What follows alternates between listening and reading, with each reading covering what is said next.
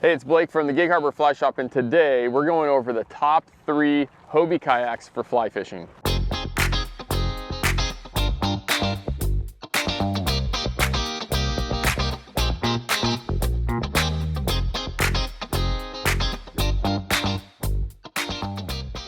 Okay, at the top of our list, coming in at number 3 is the Hobie Lynx. And this boat is great because it's under 50 pounds, easy to move around. If you're gonna car top it, this is definitely the boat to grab. The downside of this boat is in the wind, and today we're out on Horseshoe Lake. If there is some wind, you gotta keep your feet on the pedals to kind of control the boat. Fly fishing in the wind, in the Hobie Lynx, you're probably gonna be just casting from the seated position. With that said, the seat is really lightweight and comfortable. It's got a great mesh to it. So if it's hot out, it's very breathable, and it's comfortable to be able to cast. This boat has a really open platform, and so line can easily be stripped on the deck. There is a small rise on the sides that allow that line to stay on the deck without getting blown over the side. So if you have your feet off the pedals, it's easy just to kind of strip into the side, or if you have your feet on the pedals while you're fishing, just stripping them in between your legs onto the deck is definitely comfortable and the way to go. Ease of standing, very stable kayak. Because it is so light that it does have a tendency to kind of slide back and forth, so when you stand up, you want to be aware. But once you're standing up, it's nice and comfortable, easy casting platform.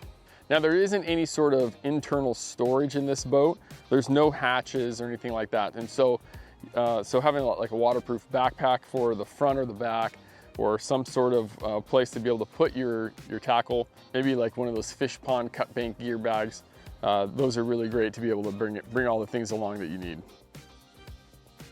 Okay, number 2 on our favorite Hobie kayaks for fly fishing is the Hobie Outback. And the Outback is a really versatile boat.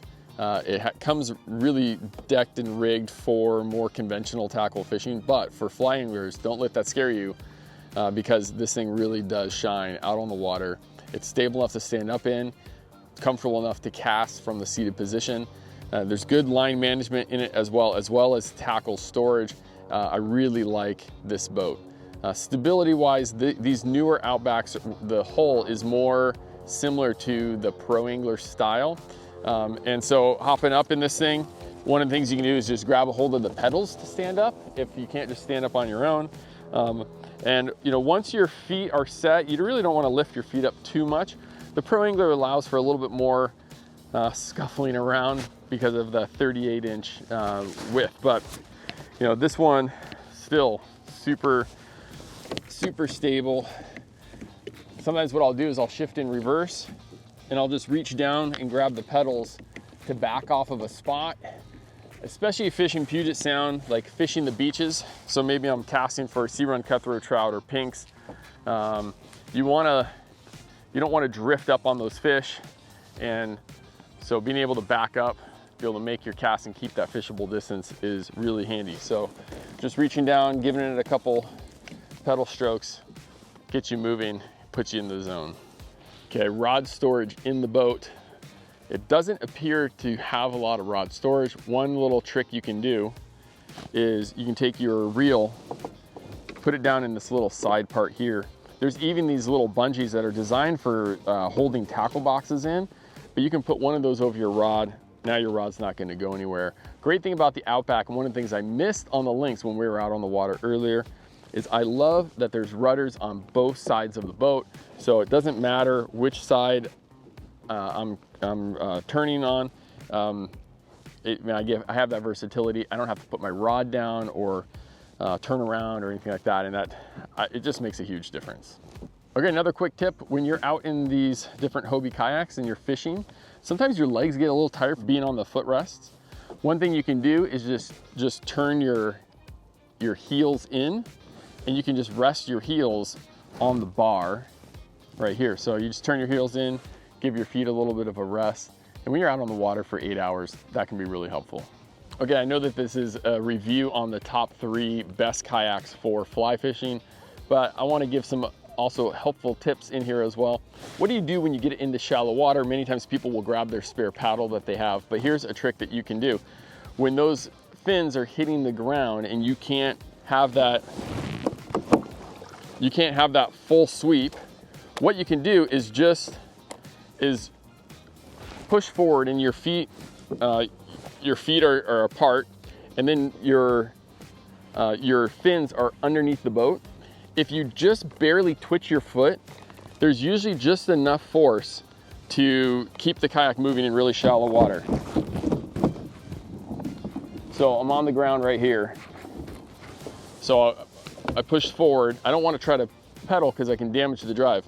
But just by... So now I have the rudder hitting before the fins do, and the rudder's a kick-up rudder anyways. But just by kind of shaking your foot, by moving it just an inch just like an inch, you can get the kayak out into deeper water where then the fins can have their full movement. The #1 top kayak for fly fishing is the Hobie ProAngler 14. This kayak is incredibly stable, can hold a lot of gear, is easy to stand in, is very comfortable. This chair is maybe the most underrated aspect of the ProAngler. I mean, people look at the styling of it and the different ways it's outfitted, and they get, you know, all crazy about it. But really, the chair, this thing's amazing. So you turn the armrests, you crank the armrests, and that will like lower the backrest, brings it up. The seat will raise and lower. There's a lumbar dial on the back on a BOA system.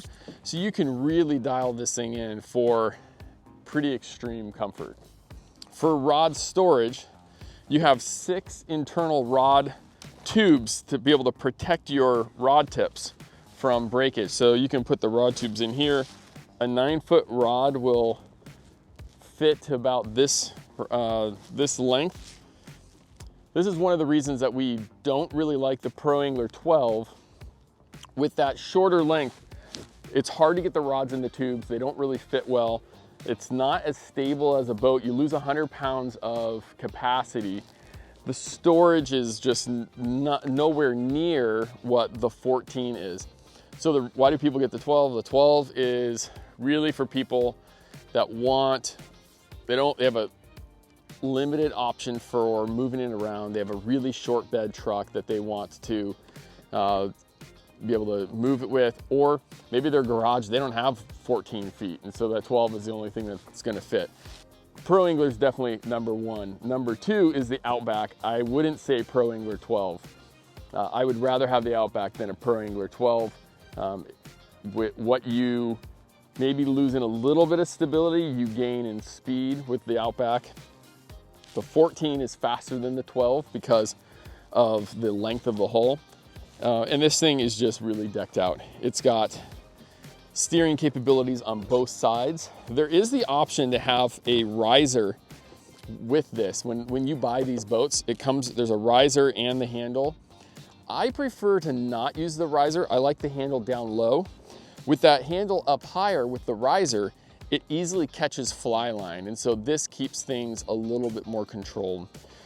So because this thing's so stable, this boat excels with anglers that want to stand and cast.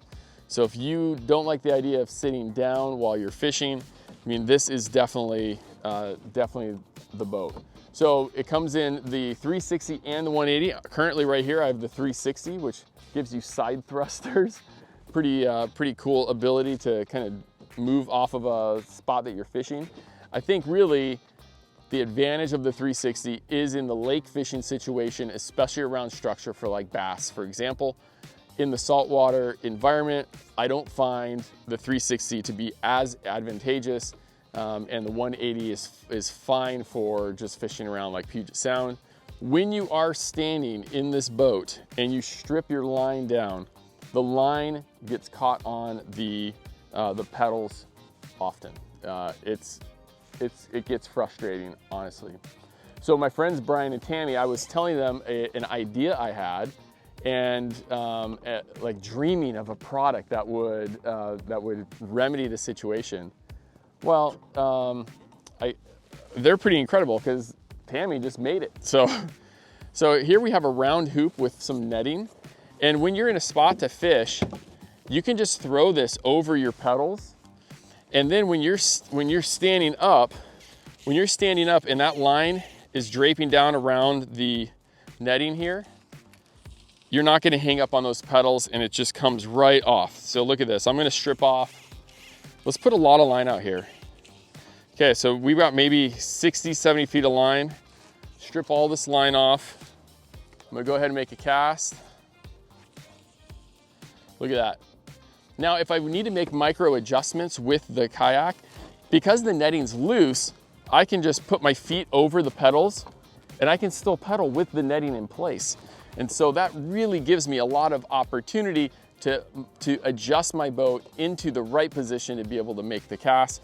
Now, if I'm gonna pedal across the lake or down the beach or something like that, this thing just easily comes off and just stores underneath the seat. And it just makes, man, it really makes this thing pretty hassle-free. So other than that handle, the only other thing that you might get caught up on is the transducer and rudder pulleys here. So these little T-poles can get line caught on them. If that bugs you that much, you can pop the little label off of there. You can undo that T-pole and you can replace it with something else. You could get a, like just a plastic ball. Like they make these black plastic balls for bungees for like rafting to be able to attach dry bags and such to frames and rafts. You could put those on there if you really, really wanted to deck this thing out with no tangles at all. So there you have it. There are the top 3 Hobie kayaks for fly fishing. We've spent a lot of time in these boats, and if you want to hear more about my experience guiding out of the ProAngler or out of the Outback, I've been in these boats for years. I'll link both of those videos right here. Make sure you check out our other videos, subscribe to our channel. If you want to try out a boat before you buy it, we do free demos. If you want to get on the water and fish, we do guided trips out of the kayaks. The information is on our website, and we'll put that link down here as well. Thanks. Oh man, really hard work today on the water. It's time for lunch.